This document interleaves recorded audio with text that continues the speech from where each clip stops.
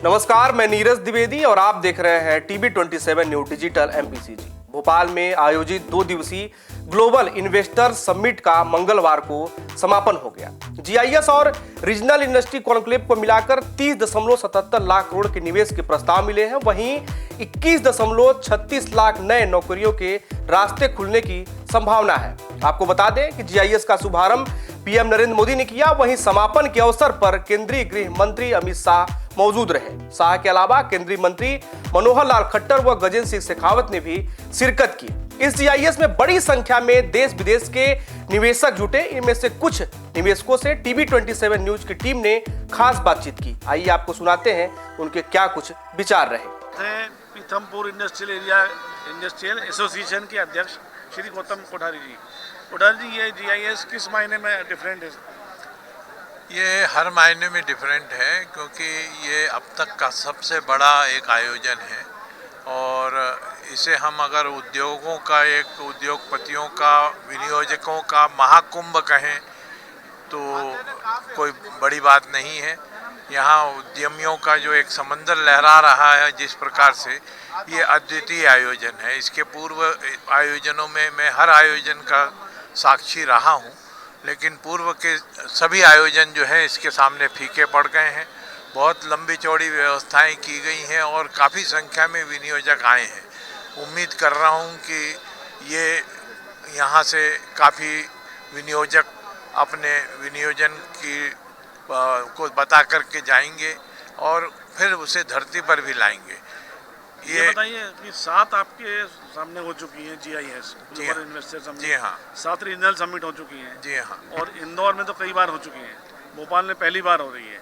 और जो जैसा दावा किया जा रहा है कि हमने ऐसा माहौल बना दिया है कि निवेशक आएँ और जो परिवर्तन किए हैं, इन्होंने सुधार किए हैं जो इंडस्ट्री पॉलिसी में, तो क्या लगता है आपको कि इससे कुछ वातावरण बनेगा, कुछ आएंगे? निश्चित रूप से जो जानकारियाँ मिली हैं और जो पॉलिसीज़ के व्यूज़ आए हैं, जो रिव्यू आए हैं, उस हिसाब से तो लगता है कि वातावरण बन गया है। अब इस वातावरण को भुनाना, ये हमारे तंत्र की जवाबदारी है।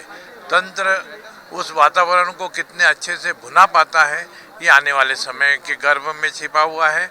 और अगर ये उस वातावरण में जो घोषित जो भी स्थितियाँ परिस्थितियाँ हैं जिनमें घोषणाएं हुई हैं, उसका अगर 10-20% भी हम ज़मीन पर ले आएँ तो बहुत बड़ी बात मैं मानूंगा इसको, क्योंकि उपलब्धियां, पिछली जो उपलब्धियां हैं वो उतनी अच्छी नहीं रही है जितनी इससे उम्मीद की जा रही है।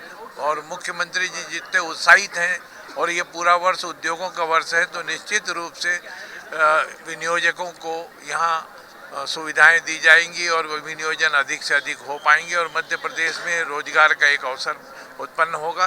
साथ ही मैं ये इस आयोजन को डिफरेंट इसलिए मान रहा हूँ कि इसमें सिर्फ बड़ों का ही नहीं, छोटे उद्योगों का, एसएमईज का भी बहुत विशेष ध्यान रखा गया है। और एसएमईज के लिए नई पॉलिसी जो आई है वो बहुत आकर्षक है और इसके लिए मैं एसएमई मंत्री को भी बधाई देना चाहता हूँ, श्रीमान कश्यप जी को, जिन्होंने ये पहली बार एसएमईज की इतनी बढ़िया पॉलिसी इस ग्लोबल इन्वेस्टर समिट में छोटे उद्यमियों को उपहार स्वरूप दी है। क्या संभावना लग रही है आपको अपने संसदीय क्षेत्र में? मेरे संसदीय क्षेत्र में तो अपार संभावना पहले भी थी। माननीय मुख्यमंत्री जी ने एक समिट वहां पर कर भी चुके हैं। 31,000 करोड़ का इन्वेस्टमेंट एक दिन में उस समय आया था। आज तो लाखों करोड़ का इन्वेस्टमेंट, और सबसे ज़्यादा तो खुशी की बात है और मैं तो धन्यवाद देना चाहता हूँ देश के यशस्वी प्रधानमंत्री जी ने हमको यहाँ पर्याप्त समय देकर उनका मार्गदर्शन काम आएगा। और जिस प्रकार की इन्वेस्टर, देश विदेश के इन्वेस्टर्स यहाँ पर आए हैं और उनका उत्साह देखते ही बन रहा है हर सेक्टर में, क्योंकि मध्य प्रदेश में ज़मीन भी पर्याप्त है, पानी अच्छी मात्रा में है, जल जंगल ज़मीन सारी चीज़ें उपलब्ध यहाँ पर हैं। और यहाँ की सरकार और यहाँ का लॉ एंड ऑर्डर बिल्कुल सुधर चुका है। और इस नहीं, मध्य प्रदेश की नहीं, हम आपसे बात कर रहे हैं आपके संसदीय क्षेत्र नर्मदापुरम की क्या स्थिति है? दर्शन सिंह जी हैं आप, तो आप सांसद हैं जन क्षेत्र से, तो संसदीय क्षेत्र में क्या आ रहा है? नर्मदापुरम में हमारे यहाँ कीरतपुर और मुहासा 2 हमारे पहले से भी प्रोजेक्ट, और मध्य प्रदेश में उद्योगों के लिए सबसे अधिक भूमि आवंटित करने का काम कहीं पर हुआ तो हमारे नर्मदापुरम में हुआ है। और आगामी समय में भी हर प्रकार का, चूंकि नर्मदा मैया का किनारा है, हर प्रकार की, मैंने पहले भी बताया कि यहाँ पानी भी पर्याप्त है, सब कुछ पर्याप्त है, और इसलिए आगामी समय में वहाँ पर बहुत, खेती में तो विकास है ही, अब उद्योगों की ओर मुड़ जाएगा और मेरा क्षेत्र विकसित क्षेत्र बन जाएगा। इन्वेस्टमेंट के लिए एमपी का एनवायरनमेंट सकारात्मक है, बहुत अच्छा है, अद्भुत है और यहाँ पर अपार संभावनाएं हैं। तो जिन लोगों को भी उद्योग के क्षेत्र में, इंडस्ट्री के क्षेत्र में कार्य करना हो, मध्य प्रदेश बहुत अनुकूल है। पतंजलि पहले से ही बहुत सारे यूनिट यहाँ पर फूड प्रोसेसिंग का पहले से चला रहा है और आगे हम फूड प्रोसेसिंग को बढ़ाने वाले हैं, जड़ी बूटी के क्षेत्र में काम करने वाले हैं, हम लोग वेलनेस के ऊपर काम करने वाले हैं, आईटी और सोलर के क्षेत्र में भी काम करने वाले हैं। तो सभी लोगों की जो सोच है यहाँ सकारात्मक है, क्योंकि मध्य प्रदेश, हम लोगों ने तय किया है कि अब आगे जितना भी जो हमको एक्सपांड करना है, नई यूनिट है, उसके लिए कम से कम हम 5,000 करोड़ का और इन्वेस्ट। सर पीएम ने कहा एमपी गजब है, अजब है, सजग। बिल्कुल सजग भी है और सब उत्साह में भी है। Thank you sir. चलिए, जो है ऋषि वर्मा, ये मध्य प्रदेश के पुराने उद्योगपति श्याम वर्मा जी के सुपुत्र हैं। यस। शिकागो से आए हैं। तो ऋषि से हम जानना चाहेंगे कि ऋषि यहाँ पे मध्य प्रदेश की जीआईएस में पहली दफ़ा आए। यस, पहली बार। यहाँ पे पहली दफ़ा ये ऐसा कौन सा अनोखा प्रस्ताव लेकर के आए हैं और क्या इन्वेस्टमेंट करना चाहते हैं मध्य प्रदेश में, हम ऋषि के श्रीमुख से ही जानना चाहेंगे। हाँ, तो मेरा बोर्न एंड रेस्ड यूएस में है और 1 साल पहले मोदी जी का make in India, Modi ji की टीम आए थे यूएस में, इंस्पायर किया था अपने को, तो सब जॉब छोड़ के, सब कुछ छोड़ के इंडिया आ गए थे। और मेरा विजन है अपने को make aviation available to the common man, जैसे अमेरिका में है। अभी इसमें 2 दिक्कत है। The high cost of aircraft acquisition, हवाई जहाज खरीदने बहुत एक्सपेंसिव है, और दूसरी चीज़ है उसका एविएशन फ्यूल हाईली कॉस्टली है और सब दूर अवेलेबल नहीं है। तो regarding the cost of aircraft acquisition, अपने पास DGCA अप्रूवल है अपने डिज़ाइन के लिए टू मैन्युफैक्चर 4-सीटर एयरप्लेन इन बैतूल, अपना खुद की मैन्युफैक्चरिंग और एयर स्ट्रिप में, हवाई पट्टी पे 4 सीटर मतलब असेंबल करेंगे या पूरा बनाएंगे? अपन पूरा बनाएंगे बैतूल में बनाएंगे। और दूसरी चीज़ है एविएशन फ्यूल। तो अपने पास ऑलरेडी एक यूनिट है US jaggery, automated jaggery powder plant, वो इन प्रोसेस है under PM Modi ji startup India. And एक एडिशनल प्रपोजल है 50 CR इन्वेस्टमेंट का, इंडिया का first aviation ethanol plant. This will allow the average kisan वो खुद का 4-सीटर एयरप्लेन उड़ाएगा, बैतूल में बनाए, और वो गन्ना बेच के एविएशन ग्रेड एथेनॉल बनाएगा और खुद वो एथेनॉल से हवाई जहाज उड़ाएगा।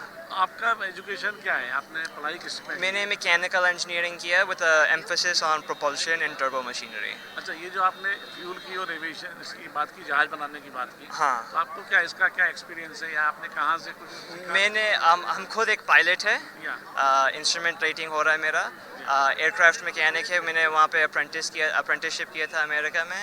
और सबसे बड़ी हम एक जेट इंजन की कंपनी में काम करते थे अमेरिका में, प्राइवेट जेट और मिसाइल की इंजन डिज़ाइन करते थे, और गवर्नमेंट की थोड़ा डिफेंस साइड में भी। कितना इन्वेस्टमेंट करने जा रहे हैं आप? अभी तो एक 20 CR इन्वेस्टमेंट हो गया। अब ये एडिशनल 50 CR प्रपोजल है खुद की इन्वेस्टमेंट का, ये एविएशन एथेनॉल प्लांट के लिए, और उसका एविएशन प्लेन मैन्युफैक्चरिंग का उसका भी अलग रहेगा। तो आपको कुछ गवर्नमेंट से क्या अपेक्षाएं हैं, मतलब कुछ आपको सहूलियतें मिल रही हैं, कुछ सहयोग मिल रहा है कि क्या दिक्कत आ रही है अभी? अभी थोड़ा दिक्कत आ रही है, ये अपना ईज़ ऑफ डूइंग बिजनेस इतना इजी नहीं है। सिंगल विंडो सिस्टम थोड़ा इम्प्रूवमेंट हो सकता है मेरे समझ से, but overall incentives and government push तो है ऊपर से। तो वो PM मोदी जी से और डॉक्टर मोहन यादव जी से, वो उसके लिए तो बहुत बहुत धन्यवाद बोलना पड़ेगा। But actual in my opinion reality में ग्राउंड लेवल क्या हो रहा है, ग्राउंड लेवल पे इतना सपोर्ट नहीं मिलता है, बहुत क्या ब्यूरोक्रेसी मेरे को मिल रहा है। और मेरे को ये अमेरिकन आदत है, बिल्कुल अपन सीधा चलते हैं, यहाँ पे तो कोई सीधा रास्ता नहीं रहता है। तो दिक्कतें आ रही हैं अभी? दिक्कत तो आ रही है, तो इसको यहाँ पे आप रेस करेंगे? रेस जरूर करेंगे। यस, बहुत बहुत धन्यवाद हमसे बात करने के लिए। ठीक है, बहुत धन्यवाद। नमस्कार, myself Thambidurai, CEO of Get Corporate era, हमको कंपनी में investment in every panchayat 50 crores for plantation purpose. We are looking for 5,000 location various places in Madhya Pradesh government. Already we have proposed to government. Government is ready to give. There is the quotation cost is going on. Talking is going on, and soonly we will get the proposal and confirmation. We will plantation the more than 50,000 locations in Madhya Pradesh. Per location we have to invest 50 crore. How do you feel it, Global Investor Summit? Well, I enjoyed being in the summit. And what is your picture with you? We have to go now. Do you have time? Meeting. You can click a picture quickly. Quickly you can take And a picture.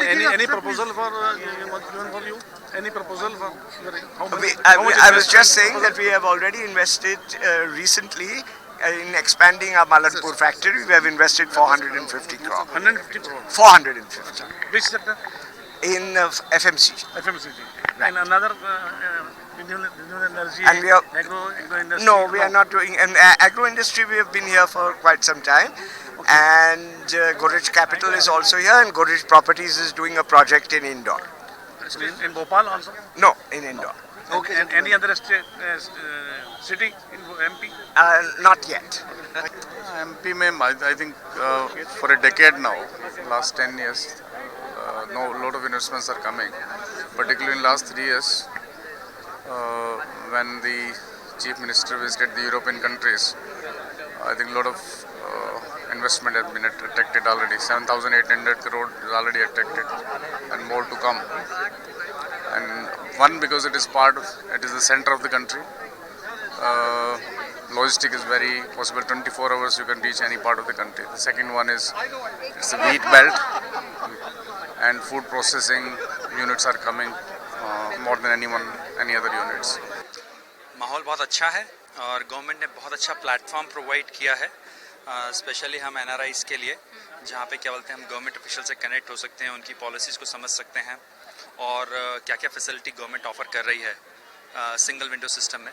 तो वो एक बहुत important help है government की तरफ से हम लोग के इन्वेस्टमेंट पॉइंट ऑफ व्यू से।